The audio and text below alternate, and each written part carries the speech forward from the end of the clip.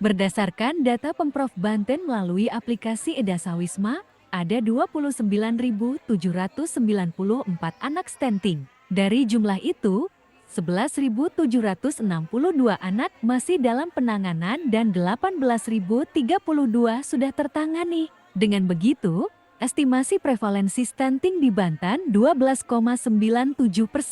Namun, berdasarkan studi status gizi Indonesia atau SGI, pada tahun 2021 angka prevalensi stunting di Provinsi Banten 24,5% dan tahun 2022 berhasil ditekan menjadi 20%. Selain itu, masih ada juga keluarga berisiko stunting di Banten sebanyak 532.580 keluarga. Jumlah itu tersebar di 8 kabupaten atau kota. PJ Sekda Banten Virgocenti mengatakan, adanya monitoring dari 19 kementerian atau lembaga ini dapat membantu mempercepat penurunan angka stunting.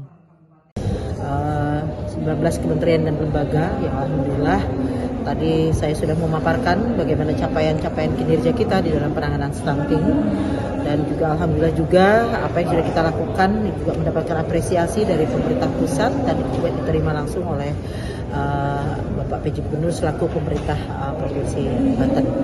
Tentunya dengan adanya monitoring ini saya juga sudah menyampaikan ada hal-hal mana saja yang masih menjadi kekurangan kita dan ini menjadi kerja kita bersama. Ya, bukan berarti kita sudah turun juga kemudian kita abai, kita lengah. Ini selalu saya ingatkan kepada seluruh tim percepatan penanganan stunting Provinsi Banten dan juga tim penanganan stunting untuk wilayah kabupaten kota sampai ke tingkat kecamatan dan desa tentunya, karena angka yang sudah baik tentunya perlu kita pertahankan, dan yang masih kurang ya dari beberapa indikator ini akan kita perbaiki terus supaya kondisinya semua dalam keadaan yang cukup baik.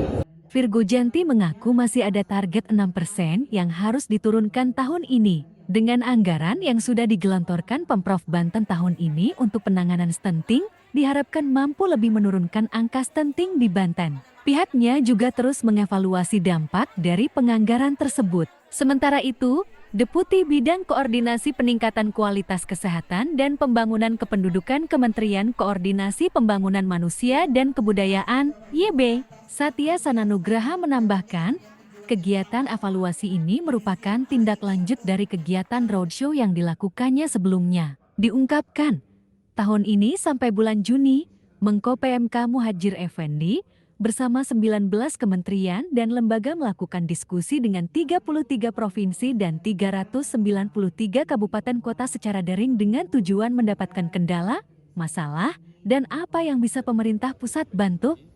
Itu Pak Menko PMK bersama 19 kementerian dan lembaga seperti yang disampaikan Bu Sekda tadi,